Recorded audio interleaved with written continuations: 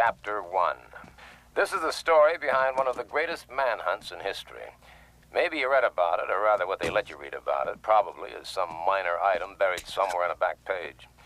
However, what happened in that city between May 16th and May 28th of this year was so incredible that to this day the facts have been suppressed in a massive effort to save certain political careers from disaster and law enforcement officials from embarrassment. This will be the last time I will ever discuss these events with anyone.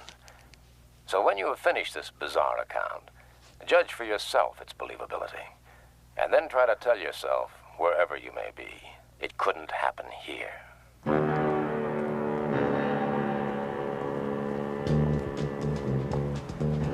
Sunday, May 16th.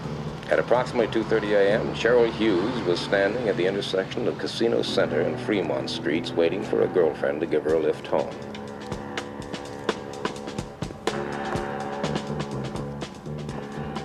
Cheryl Hughes was 23, 5 feet 5 1/2 inches tall, 118 pounds, blonde hair, light brown eyes, swing shift change girl at the Gold Dust Saloon.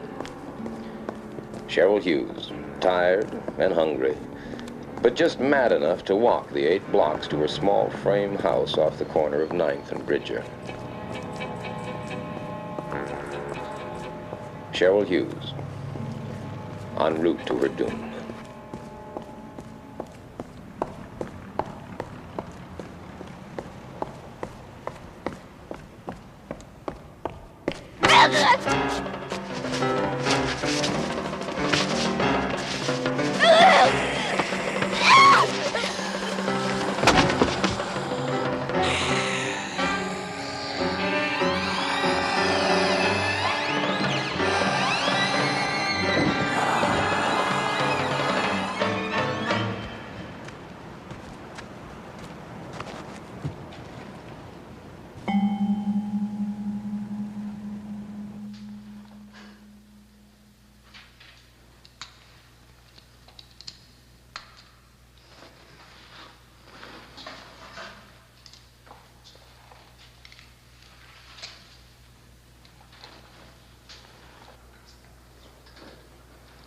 Odd.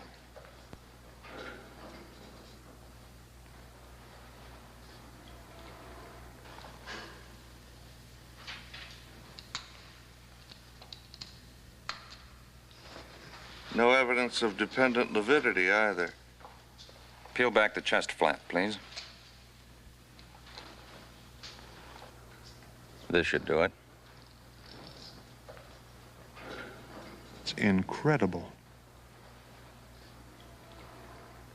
Begin the gross work on internal organs. I'm going to phone the district attorney. And don't talk about this to anyone.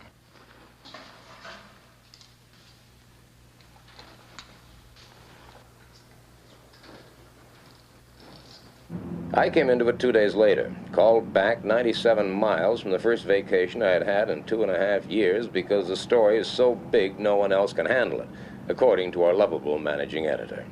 Rumor has it that the day Anthony Albert Vincenzo was born, his father left town. The story may be apocryphal, but I believe it. The only point I wonder about is why his mother didn't leave too. Good morning, slaves.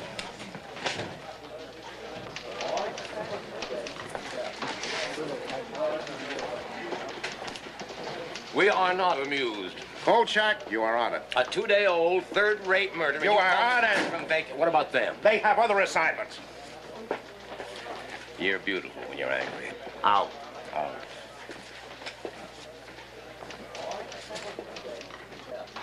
First stop, County General to see one of my most reliable spies. At least he used to be reliable. Hello, Carl. Oh, I thought you were disbarred from malpractice. I thought we were rid of you for 2 weeks. Yeah, so did I. Well, about this, Cheryl Hughes thing. Why does it say officially undetermined under cause of death? Why don't you ask the coroner? Oh, thanks. Come on, you're my spy here. Listen, haven't I kept quiet about all those illegal operations you've been performing in closets? Come on, tell me true now, John. Was there anything unusual about the autopsy? No, all I know is she lost a lot of blood. Yeah, some spy. I'm just a poor, hard-working doctor that occasionally takes pity on an aging reporter. Dr. O'Brien, any Sounds like messages a there for me? Pulitzer Prize story to me. Second stop, the Gold Dust Saloon, and a chat with Gail Foster, one of Cheryl Hughes' fellow workers, and a rather close friend of mine. Poor Cheryl. I feel just terrible about it, Carl. Well, honey, if you don't want to talk about it, you don't have to. No, I want to help if I can. You said that she never had any boyfriends. No, none that I ever heard of. She dated once in a while, but never the same man twice. I don't think she liked men. Yeah? Yeah. She even took karate lessons in case one got fresh with her. You mean that she knew karate? Yeah. Brown belt. Oh, I see him. I've got to go. Bye-bye.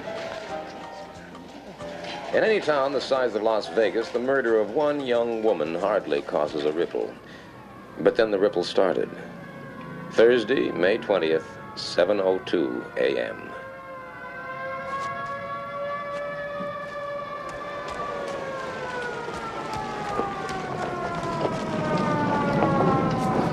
Over there. I didn't go down. I couldn't. Okay. Don, take your statement.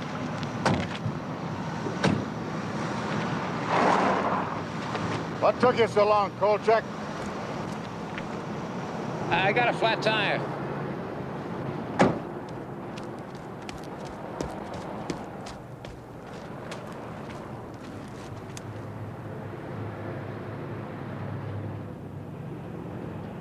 Not a footprint inside. Is that physically possible? If it happened, it's possible. Well, it sure looked like it happened. Now, come on. Bonnie Reynolds, 27, divorced, cocktail waitress at the Harem Room Casino.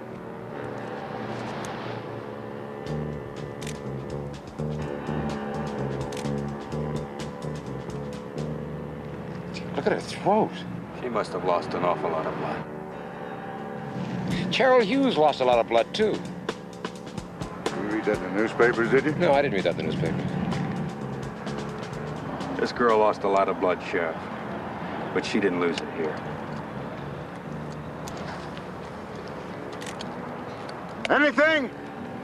We found a purse. There's signs of a struggle up here. But nothing in between. Only our footprints.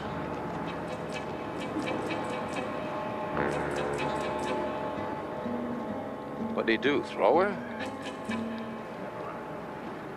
Who said Bonnie Reynolds was thrown 22 feet into that car? The coroner? I haven't heard about it. Who said this new killing is connected with the Cheryl Hughes murder? The police? Not to me, they haven't. Who said Cheryl Hughes died of massive blood loss? The coroner again? No, he hasn't even turned in his report yet. And who, may I ask, said that a super powerful madman is running loose in Las Vegas? You hearing voices, Kolchak? I did not make up the facts. Oh, I know your boy. Big-time reporter like you, condemned to the sticks for those journalistic grooves. I did not make I know up... you'd like a big fat byline on a big fat story so you can pay your way back to a big fat city job. I did not- Kolchak, I expect you to report, not to come up with fairy tales. And Kolchak, quit barking the PD. If something turns up, they'll let us know. Meanwhile, use your head and lay off. Whatever they're up to, they don't want any help from amateur bloodhounds like you.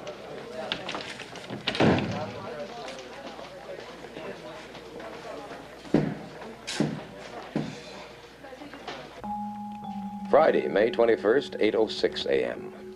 Apartment of Carol Hanachek, swing shift cocktail waitress in the Bird of Paradise show lounge. She'd gotten home around 2:15 a.m., poured herself a glass of milk, opened the back door of the kitchen for reasons unknown, and died like the others. Suddenly, quietly, without disturbing her sleeping roommate only a few feet away. Something of a pattern had started to form, and it was ugly. It was then that people stopped talking. Does that surprise you? Look, Carl, you're not the only one that likes to play detective. The police, the sheriff boys, they all think they're pretty good. And they don't need you. You know, you really make me feel wanted. We've had 3 murders in town, Bernie. We have one tremendously strong guy, maybe more, who goes around killing young girls. And they all lost a lot of blood. Hey, you weren't supposed to know about that. No, I'm not supposed to know about that. That I know it. What about you people down at the Bureau? No, this is nothing for the Bureau to mess with at this stage. Yeah, well, you could make some unofficial inquiries for me. Like?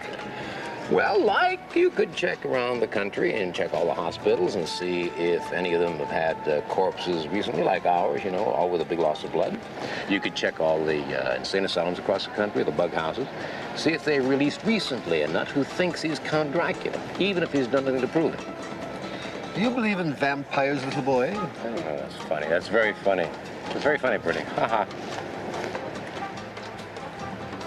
What are you going to do? Are you going to sit like a cheap gonoph guzzling my beer? I'll think about it, okay? Meanwhile, I hope it doesn't disillusion you to know that the local law enforcement people go along with your views. Oh? Somewhat. At this moment, they're waiting for a special report from the coroner and 2 pathology experts who were flown up from LAPD. Oh, yeah? Along with a small truckload of equipment. Hey. Oh, hi, Marilyn. How are you? Hey, I like your luncheon place. Yeah. Well, say, if you want to hear the special report, meet me at the sheriff's office. It starts at 6:30. Hey, thanks. Don't thank me, just be there. Where you go? Oh.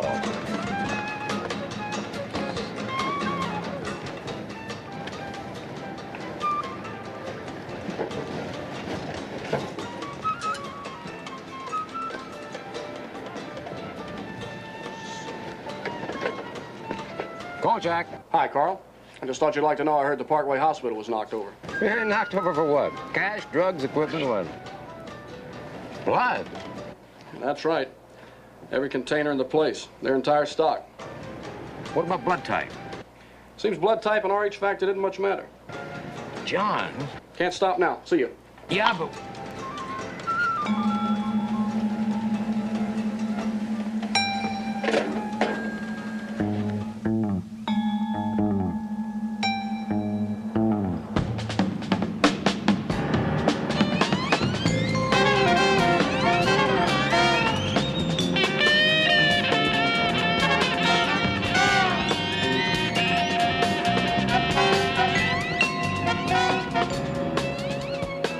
p.m., Clark County Courthouse.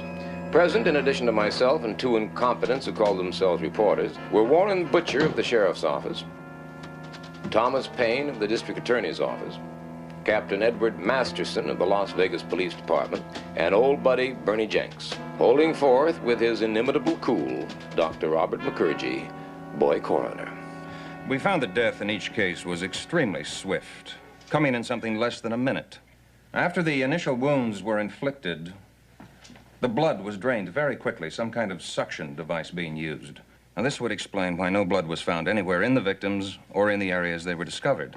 Doctor, Kolchak, Daily News, do you have any idea what could have made these wounds?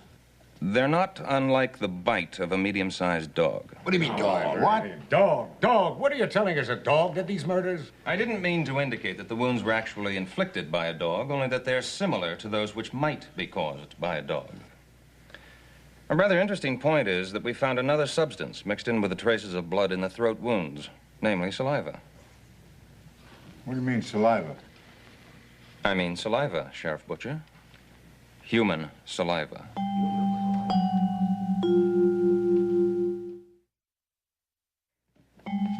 If Mukherjee had suggested that the murders were committed by a giant butterfly, he couldn't have made more sparks.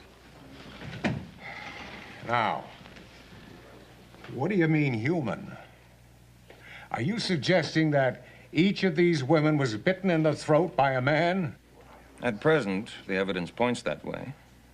However, I couldn't and wouldn't hazard a guess as to motivation. I can only be sure they each died from shock, induced by massive loss of blood. Dr. Mukherjee, is it possible that he killed these women by biting them in the throat for the express purpose of drinking their blood? Kolchak, now you're here by the mutual suffrage of us all. Sufferance. What? It's sufferance, Sheriff. Well, whatever it is, just shut up.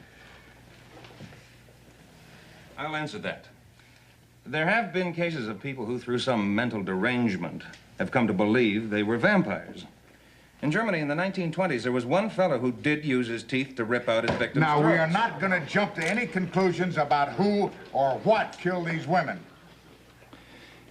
It is possible, you know, to type a person's blood from his saliva. If I were you, gentlemen, I'd look for a very anemic fellow, possibly with some rare blood disease. Well, I don't care what kind of a nut killed these women. But I'll tell you this, he's out there, and I bet he's high on pot or the hard stuff, and he's going to kill again unless he's stopped. Masterson, what have your people got on this Parkway blood theft? Well, the latest is the nurse said she saw something funny out there last night, or early this morning. Seems that a tall, skinny guy dressed as an orderly was nosing around the refrigerated storage area. That's where they keep the blood and the plasma. She didn't think much of it then, but later when she spoke about the guy to the floor super, she was told that there was no such tall, skinny guy on duty there. Description as follows. White male adult. 6'2" to 6'4", thin. About 175 pounds with pale complexion. Dark hair. So we start looking for a man, local resident, or worse yet, some outsider who may not even still be in the area. We'll check the airport, the bus terminal, railroad station, blockade the highways, and if we're lucky, we'll get him. If he's stupid enough to still be hanging around after 3 crimes. Now, you got any other suggestions? Just do it. All right, let's break this up. Thank you, Dr. Thank you, Doctor. Mr. Payne, I shouldn't be too inclined to reject Mr. Kolchak's theory out of hand if I were you. It is at best highly speculative, but not altogether unwarranted. Kolchak. You can throw away that cassette. Now, this vampire stuff is to stay right in this room. Until we have the assailant in custody, we say nothing about these women being drained of blood. There'll be no rumors, no reports in the paper. The official opinion at this time is that the cause of death is undetermined. We don't want to cause a panic. It's bad for police operations. It's bad for the people. And it's bad for business. Thank you for your cooperation. Well, Kolchak, I want to have a talk with you. Now, boys, there's no reason to bother the doctor anymore. I have a prepared statement in my office. You can go back to the lab. Kolchak, you're becoming a real pest. I'll have to have a word or two with Vincenzo about you. You know, maybe one of the other boys at the office should handle this from here on. Keep your nose clean, son. Stay out of other people's business. It's healthier that way. Carl, will you watch what you're saying? You know these guys. You could find yourself out of a job in 86 all over town. That go for you too, Jenks? Oh, boy, who can talk for you when you get like this? Now, listen, I'll nose around unofficially for you on anything you bring me, just between the two of us. But do me a favor and stay away from me for a few days, just for friendship's sake.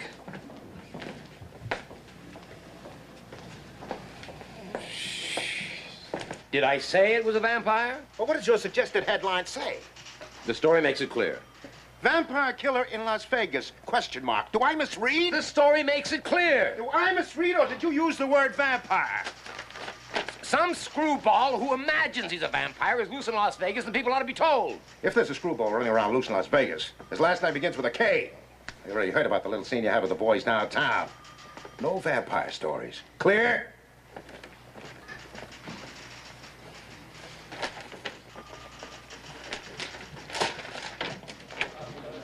How about a special featurette with a border of roses? An interview with the 2 girl victims in heaven with a celestial choir in the background. Ow!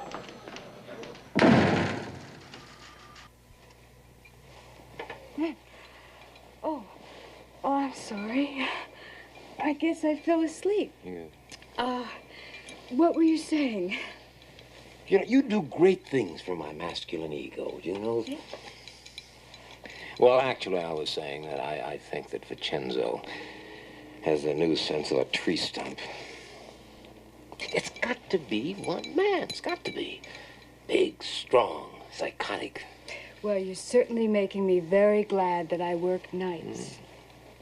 Oh, well, I told you to quit working nights, didn't I?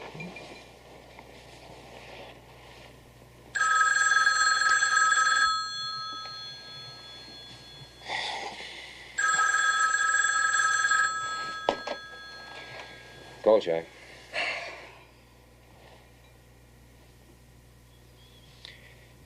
forever in your debt, love. What was that? The killer's done it again.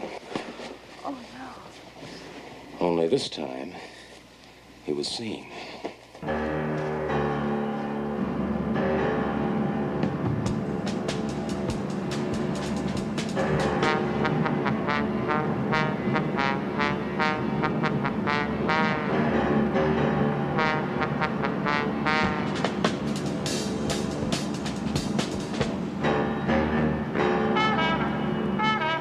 I saw him standing over there. I thought he was kissing her. And then he turned and she fell down over there by the car. He must have followed her home. I'm sorry. I can't.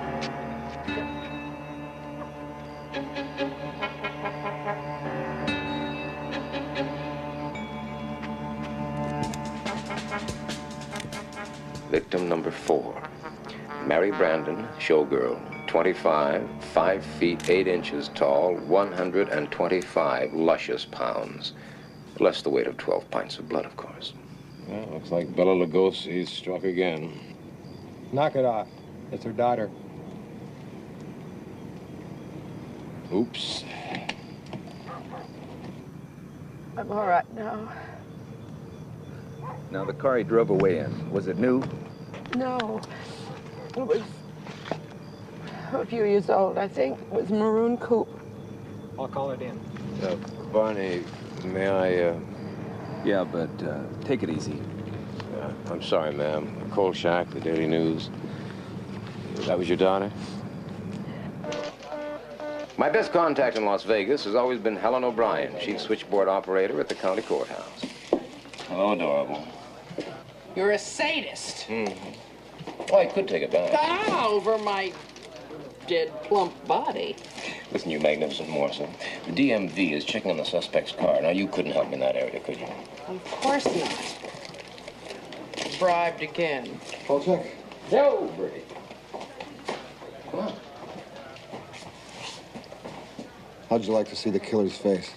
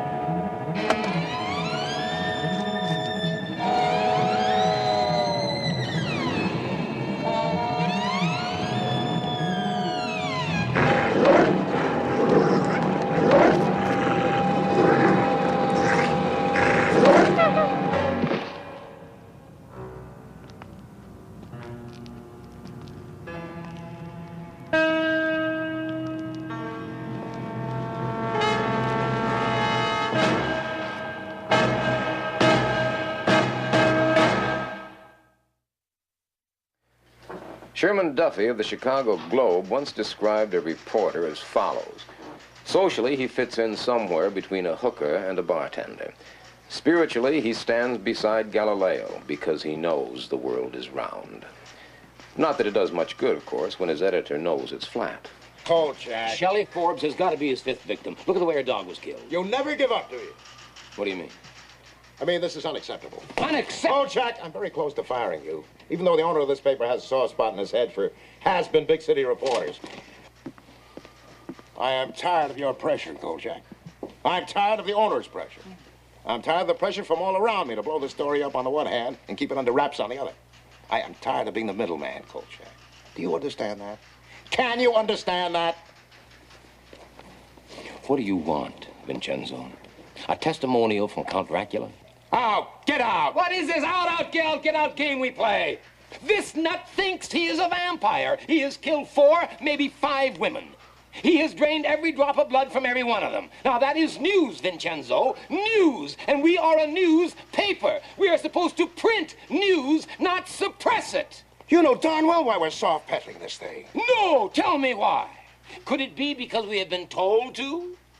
Kolchak, you are an idiot. Worse, you're irresponsible. All these murders mean to you is a byline. Well, what the hell difference does it matter what it means to me? The point is that we are suppressing news. We are withholding information. Everybody in town knows what's going on. The police, the DA, the coroner's office, every reporter on every newspaper in Las Vegas knows what's going on. The only people who don't know are the people. At last you got the point, Kolchak. The people in Las Vegas don't know. Because the people in Las Vegas would come unglued if they did know. Even more than they're coming unglued already. Capiche? Tuesday, May 25th, 7:30 p.m. Helen O'Brien had told me that the DMV had come up with 16 possibles. All but one had been eliminated. The car owner's name, Martin Lubin. Address on Spring Mountain Road. Name and address, both phony. Name of salesman who sold car, Fred Hurley. So I sets him a price. He don't say nothing. He just stands there looking at me. All right, now, how'd you find out about this, Kolchak? Well, a fat little bird told me about it. Now, Don't you stop just on my account. keep your mouth shut. Yes, sir. Okay. Well, like I said, he just stands there looking at me. Then he tells me the price is too high, $300 too high. And he keeps staring at me as if daring me to tell him the price is $1,200. Is this fella? Now, stop doing our job for us, Kolchak. That's already been established. Yeah, well, you see, I told him only he had a mustache. Mustache? Ah, did you sell him the car? Well, I started to say no. But something inside tells me, don't mess with this guy. I mean, he's a creep. With them red eyes and that voice, he's enough to keep a guy from working nights. All my life, I've waited for a story like this. All my life. And when it finally comes, I can't get it printed. Do you know, the holes in Mary Brandon's neck were airbrushed out before they printed the photographs? Yeah. Carl, if you keep going on like this, you're going to get fired again. Let's see, how many times has it been? Twice in Washington, 3 times in New York, twice in Chicago, and once, or was it twice in Boston? Huh.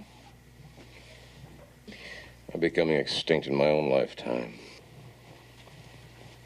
Homo nous hocus, natural habitat, a pool of sour mash bourbon. You know, I really ought to light a candle to Ben Heck. Here. You ought to quit your job, you know. And you'll support me? Well, Oh, come on, honey, I'm serious. That weirdo's hit 5 girls, and they were all night workers. 5? Yeah, 5. Oh. Yeah, a girl named Shelley Forbes is missing, and I'll bet my bottom dollar she's victim number 5. Yeah, you know, you ironed my shirt pretty good there. Carl, I've been doing some thinking. Oh, what do you know about vampires? Well, only they wear dinner suits and talk with marbles in their mouth. Oh, will you please be serious? Watch my natural habitat, damn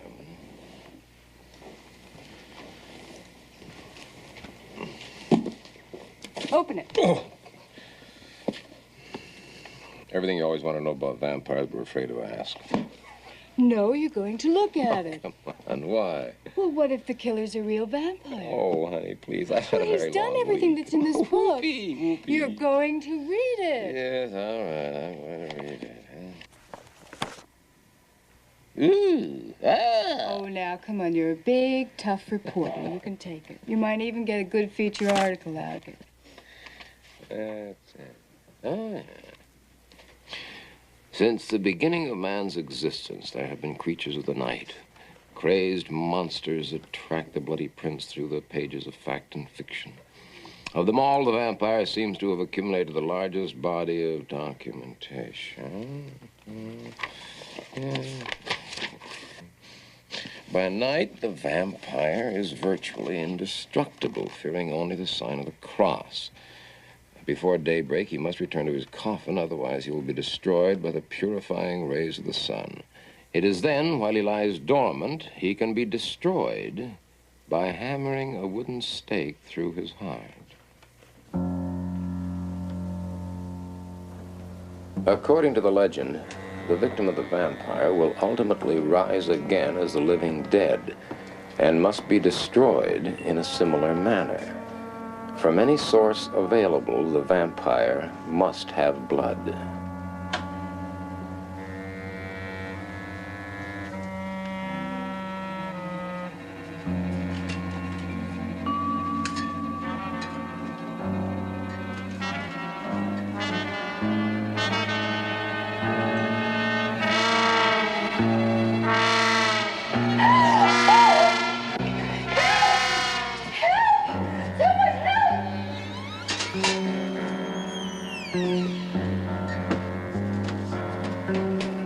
He's in there.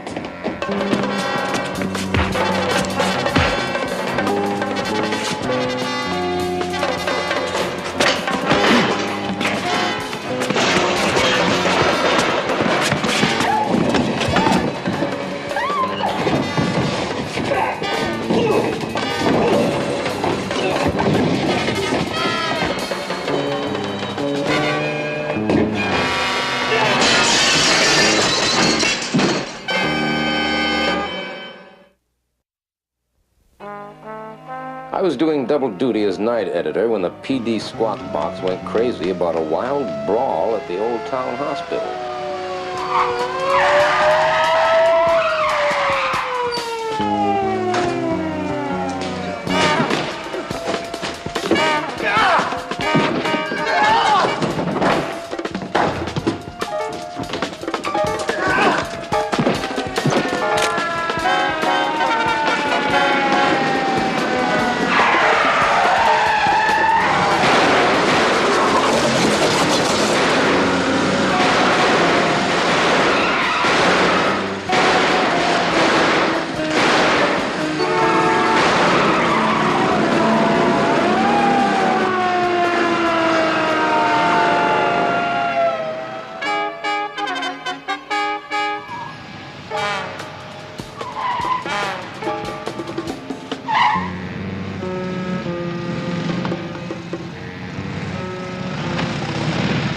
Thursday, May 27th, 8:20 a.m., and things were rolling.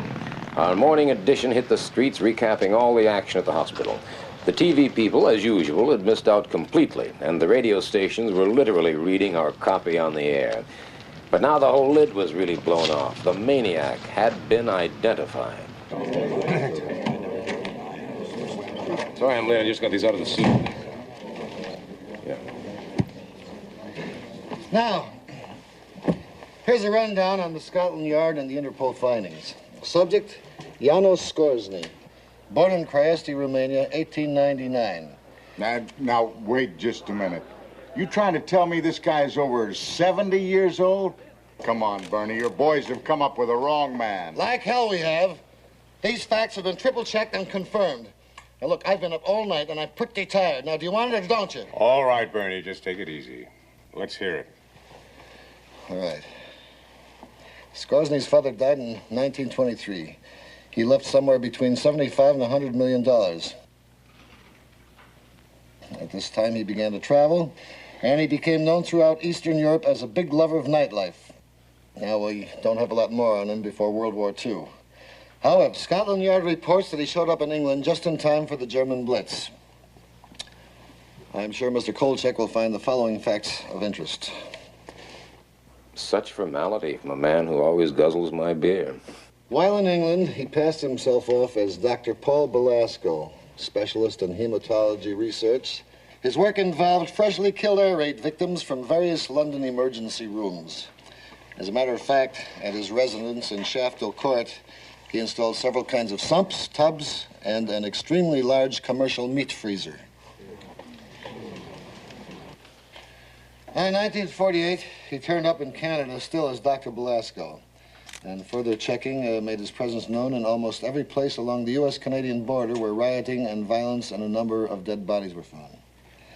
We believe he left Canada for Vegas April 19th under the name of Detective Constable Alan Hensley. Now, because of his British citizenship, he is an international fugitive. So my people are very interested in him. This is no longer just a local matter. Now, gentlemen, the one constant that has shown up in all of our reports is that Scoresny's travels have always been accompanied by a number of unexplained killings, many of which have one thing in common: a massive loss of blood. So, if Scoresny is not the vampire of Mr. Kolchak's theories, he is certainly the suspect of multiple homicides extending back some 30 years. Mr. Jenks, you seem to be running this show. Could I have a minute to say something? Mr. Kolchak, you have the Kolchak? Now, you keep it short. I was at the hospital yesterday, and a lot of things were happening that you just simply cannot explain away. Sheriff, your own men shot at him, some at point-blank range. How come it didn't even slow him down? How come a man over 70 years old can outrun a police car? How come the same man, when slugged in the head, doesn't even bleed?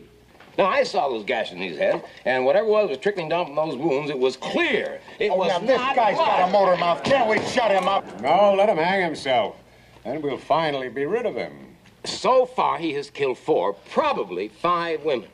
Now, the coroner said that those bite marks on the throat were made by human teeth. He practically confirmed the fact that he actually drank their blood. Now, wait, now, whatever the Scoresny may be, he seemed to be functioning as if he were a vampire. Now, you can go on operating as if he were an ordinary man. That's up to you. But I know that the only way you're going to get him is if you proceed under the assumption that he's a real live vampire. Now, the research that I've been able to find... Wait a minute, Kolchak. Have you lost your mind? Can you imagine the total blind panic this town would be in if the public were told we were actually looking for a vampire? Not to mention the irreparable damage it would do to the image of law enforcement in Vegas. That's what it's all about, isn't it? That's it. Boy, I really can't believe that you guys are so afraid of appearing stupid that you'll ignore the only possible way of nailing him.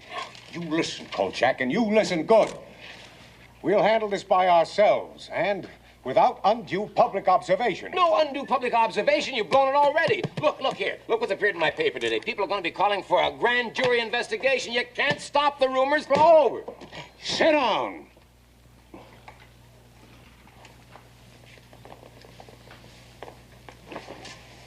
I don't care what's been printed in the newspapers. This man is still classified as an ordinary maniac, and he'll be settled by standard police procedures. Oh, boy. And you better start cooperating with that fact, Kolchak, or you want to get your pushy-tushy kicked right out of town. You dig? Yes, sir, I dig. But just remember, the next time you blow it, who's got the answers, sir? All right, Ed.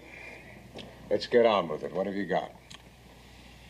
Well, the 2 departments combined have 650 men on full-time duty. All leaves are canceled, and everyone's working a 16-hour day. Our chopper is going from dusk to dawn. We've got unmarked cars patrolling the casino center and the strip. All roads are blocked, and we're receiving complete cooperation from the highway patrol and the Jeep posse. You got it? Got it. Repeat. What did I say? Show every real estate agent in town a picture of this guy's puss and ask them if they sold a house to anybody that looks like him. Good boy, you got it. Now get going. Now, wait a minute. When did I lose this last dollar? Nicky, has the idea of winning ever occurred to you?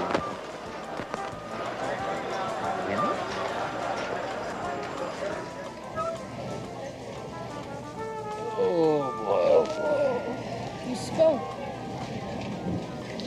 You know, I have a very strange, unhappy feeling that the police are never going to catch his murderer.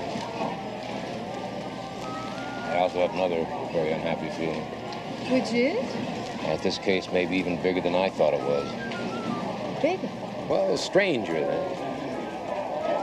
I've seen a lot of weird things in my life, love. I have never, ever seen anything like this. You don't tell me that you're finally going to believe? I don't even want to think about it. Car 14, check out the report of the 2 ladies downtown Casino Drive. Code 1033, code 1033. All units units, all units. Janos Skorzeny, spotted in 1969. Green unpaneled station wagon. Intersection OK and Hustles.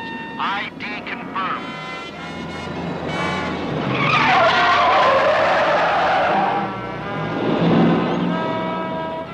Positive visual contact made. Units 7 and 8, seal off. Rexford and Hustles at OK. Repeat, units 7 and 8. Unit 3, close off Park Paseo, Las Vegas Boulevard. Units 4, 6, move north to face Unit 3 at Park Paseo and 5th. Unit 5, move up to Bracken. To 5th place, to 5th place. All units.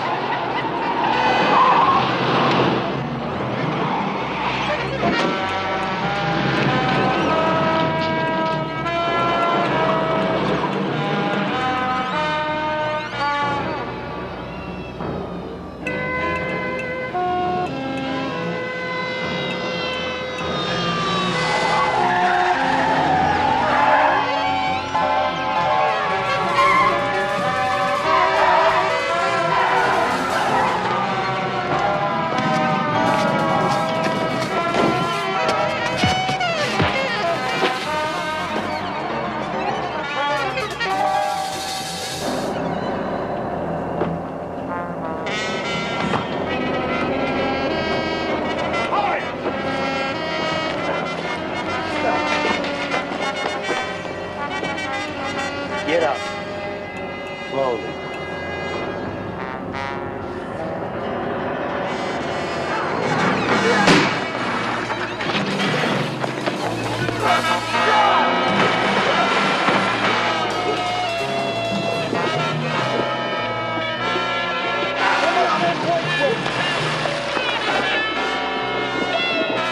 He's pulling the cameras down.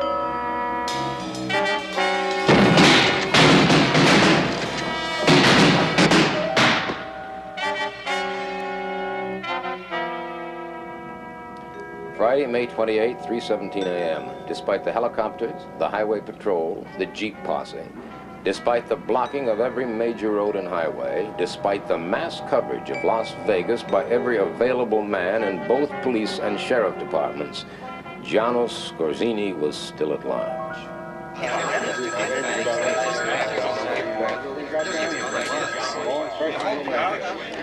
The courthouse conference room had been a scene of chaos for more than 3 hours now. Messages were still flooding in from every outside unit. Every available man who had taken place in the capture attempt was being debriefed. At the hospital, 2 officers had died and a third was hovering on the edge. Reports on them were still coming in as the greatest manhunt in the history of Las Vegas continued in vain.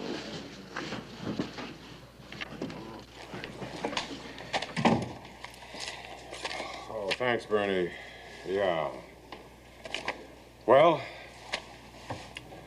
what are we going to do? Now, are you willing to listen to my insane ideas? Kolchak, get out of here. Now, Warren, hold it. Kolchak, you were there, weren't you? Yeah? Every man we've questioned insists not only that Skorzeny was possessed of incredible strength, but that he was shot more than once during the capture attempt. Oh, I'd say it 30, 40 times. I'm sorry, I'm not buying that. Captain, you have 2 choices. Either he was shot, or your entire police department is blind. Ed, let's admit it. We had the man, had him cornered, and we couldn't hold him. Let Kolchak have his say.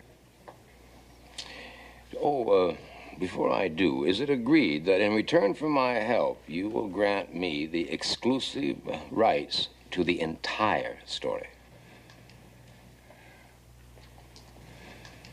Well, let's say it's agreeable if we decide to follow your suggestions regarding the suspect? Fine, fine, because if you don't follow my suggestions, you're going to be chasing your suspect till doomsday. Kolchak, just get on with it. Of course.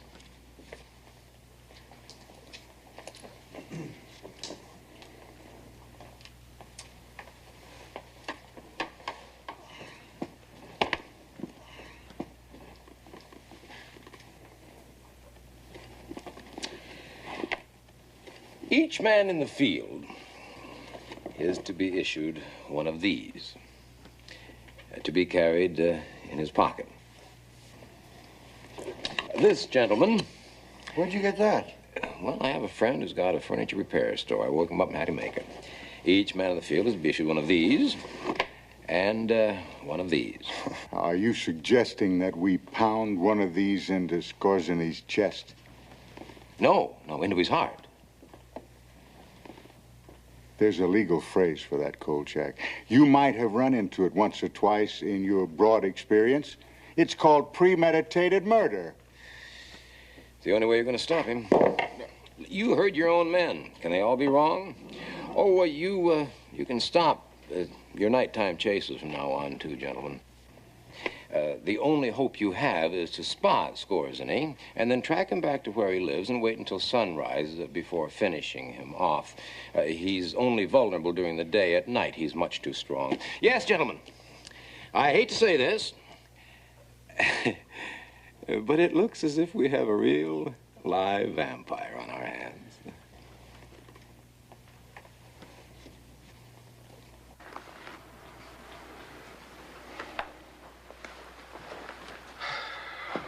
Ed. Yes, sir. Warren. Yeah. Tom, I'd like to be in on this, too.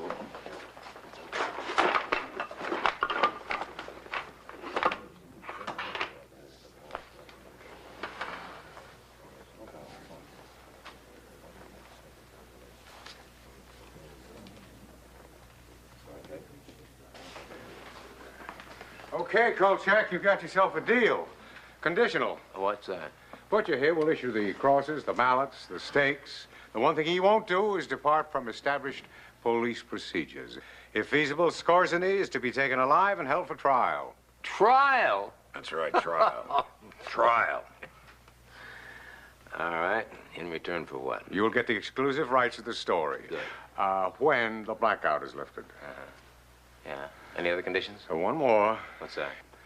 If it turns out you were wrong, you're to be out of town in 12 hours. Take it or leave it.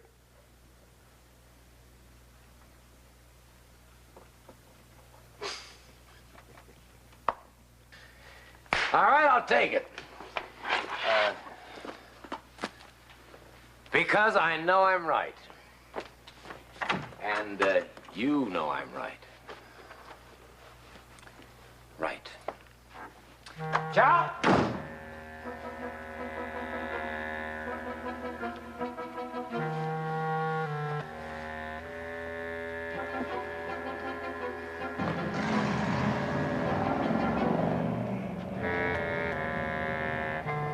I'll take Manhattan, the Bronx and Staten Island, too. Watch out, you great big wonderful Big Apple. Kolchak's coming back. Yeah! There's Manhattan's coming here. Wait till I get to rain.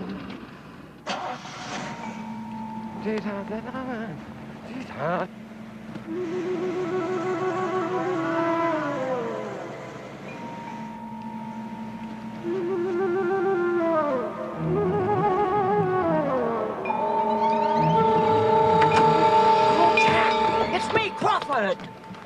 What are you doing driving off with me in the back seat? What are you doing in my back seat? I wanted to talk to you. I saw your car parked here, so I got in to wait for you, and I got sleepy. You got sleepy. Hey, I think I found the house.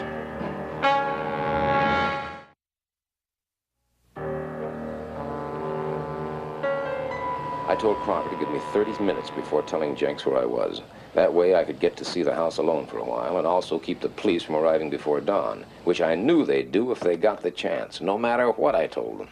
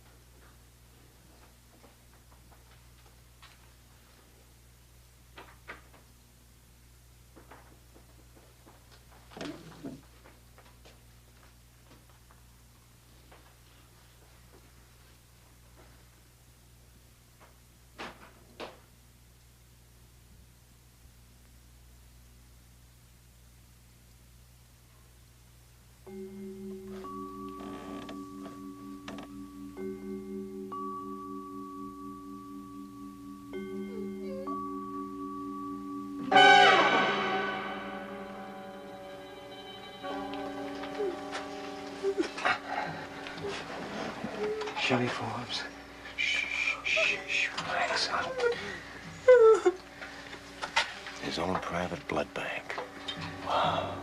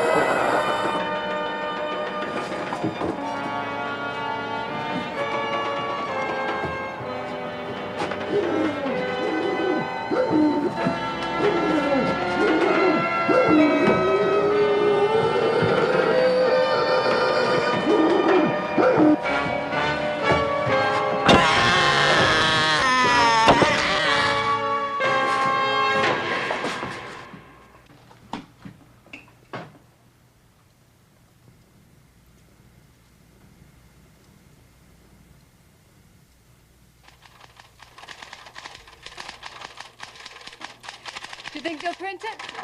I know they will. We've got an agreement. Hey, you look kind of tired. Do you want me to drive you to the office? Go on, Hushabye. Hushabye. Yeah, but I want to finish this in time for the special edition. Hey, why don't you stop working nights Oh, Carl, not that again. and marry me? Yeah, well, you're a good cooker and a good kisser. Why not? Oh, baby, you're gonna love New York City. Honey, after this story hits the news services with my byline on it... Us married? Yes, us married! Don't look now, baby. But Kolchak's coming back in style.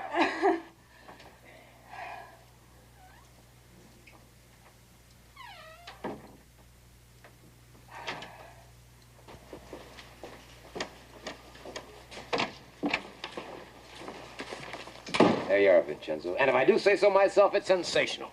I'm sure it is, Carl. You're going to put it in the special edition? Right. Yeah, with pictures. Uh-huh. Yeah, and the news services. Okay, fine. What's got into you, Vincenzo? You sick or something? I think this is all fine, Carl. Fine. Jenks has been trying to reach you. Yeah, what do you want? He wants to see you over at the DA's office. Why don't you run over there now? Yeah. Kolchak. You're one hell of a reporter. Thank you, sir.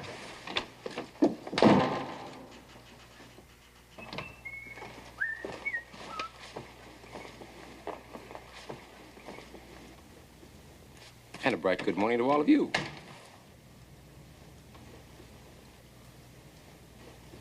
Bernie, what did you, Is your name Carl Kolchak, and do you reside in the city of Las Vegas?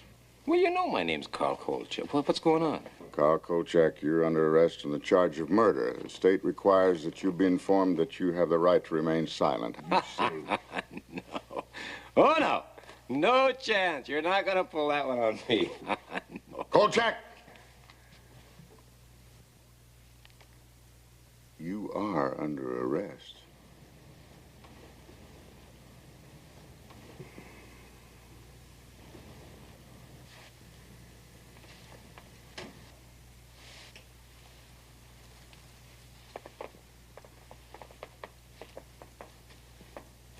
All right, Payne, just what kind of a dirty deal is this?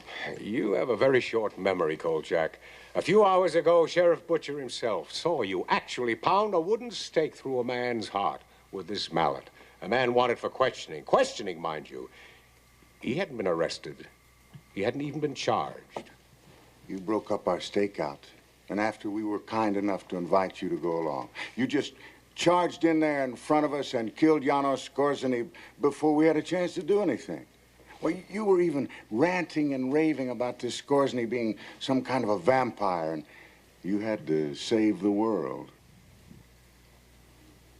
And that, Mr. Kolchak, is murder one. Now, if you plead insanity, you might get lucky, but I promise you this. You'll be committed to an asylum for the rest of your life.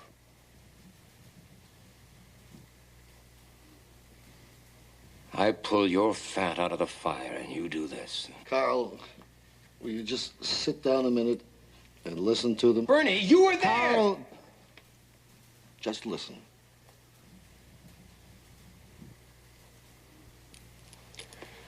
This is your story, Kolchak. It's already being printed. This morning, shortly before sunrise, Las Vegas sheriff deputies under the command of Sheriff Warren A. Butcher, 45, surrounded the home of Janos Skorzeny, a fugitive from a federal warrant, and in a pitch-gun battle were forced to kill him. Never. You'll never get away with it. What's to stop me? You're gonna stop yourself, Kolchak. Because if you open your mouth, we'll find you, bring you back, use this warrant, and put you away forever.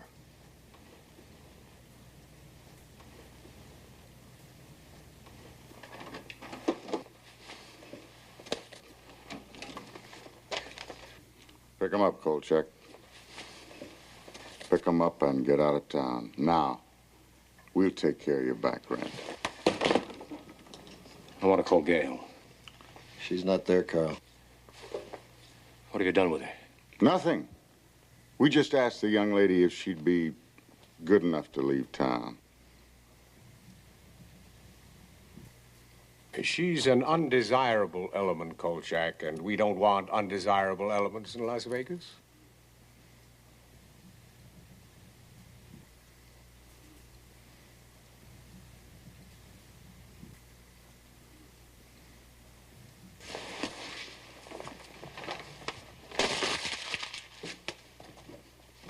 Carl, there's nothing I can do. Carl, you let me know where you end up, huh? Yeah, sure, Bernie. I'll keep in touch.